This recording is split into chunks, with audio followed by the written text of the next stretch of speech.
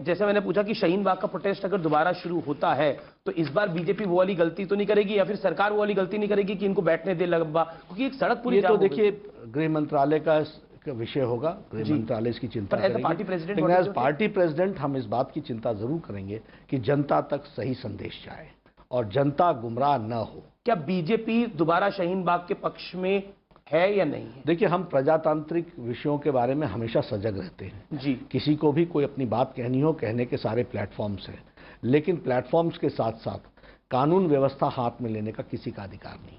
जी। जम्मू कश्मीर में से 370 और 35A को हटाया गया।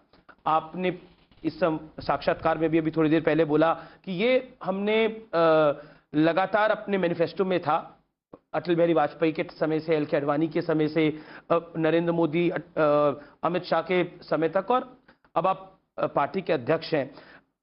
इसके पीछे जो मकसद था क्या वो पूरा हो गया है? क्योंकि विपक्ष सवाल उठाता है कि चलिए आपने अब 370 हटा दिया, पंडित नेहरू कहते थे घिसते घिसते घिस जाएगा, घिस गया लगभग, नरेंद्र मोदी सरकार ने उसको घिस दिया पूरी तरह से, लेकिन क्या वो मकसद जो था वो पूरा हो गया? क्योंकि लगभग 6-7 महीने हुए हैं। बिल्कुल, मैं आपको बताना चाहता हूँ सबसे पहली बात कि मैं इसको ऐतिहासिक घड़ी इसलिए मानता हूँ जी, क्योंकि बचपन से हम नारा लगाते रहे, एक देश में 2 निशान, 2 विधान, 2 संविधान, 2 प्रधान नहीं चलेंगे।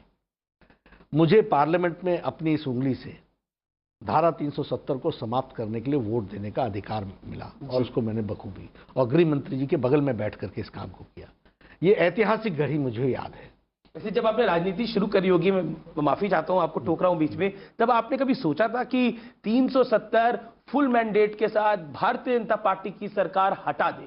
देखिए, हम इस बात से कन्विंस थे कि हमारा रास्ता सही है, और रास्ता सही हो तो रोड़े जितने भी आएंगे। नहीं, जब आप पटना में राजनीति करते थे उस समय भी जी, राइट फ्रॉम वेरी बिगनिंग जी, जब हमने राजनीति शुरू की, उस समय ऑपोजिशन में जाने का मतलब मूर्खता होती थी जी, लेकिन उस समय आइडियोलॉजिकली कमिटमेंट के साथ हम आगे बढ़े और हमने कहा कि हमारा रास्ता सही है, जितने भी रास्ते में रुकावटें आएंगी सब दूर होंगी और हम सफल होंगे। वो सफलता का दिन भी हमने देखा। तो इसलिए मैं तो बड़ा खुश हुआ। लेकिन जहां तक आपने बात की कि मकसद पूरा हुआ।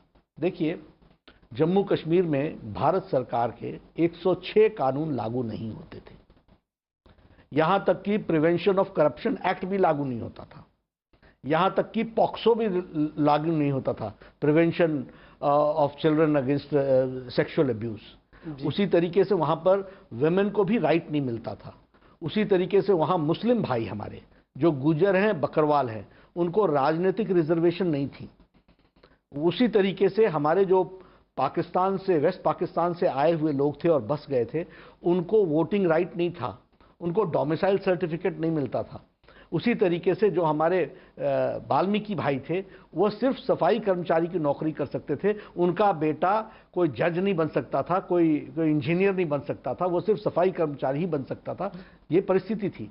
आज उन सब चीज़ों से उनको निजात मिल गई है। जम्मू कश्मीर की और कश्मीर की महिलाओं को प्रॉपर्टी में बराबर का अधिकार, अगर वो स्टेट से बाहर भी किसी से शादी करते हैं तब भी उनका प्रॉपर्टी का अधिकार बरकरार रहेगा। भारत के कानून अक्षरशः लेटर और स्पिरिट में लागू हुए। वहाँ के पंचायत के प्रधानों को पैसा नहीं मिलता था।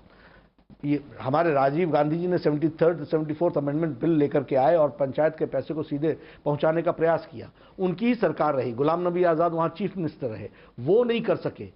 आप मोदी जी ने अब भारत का पैसा सीधे श्रीनगर के ट्रेजरी में नहीं जाता, सीधे पंचायत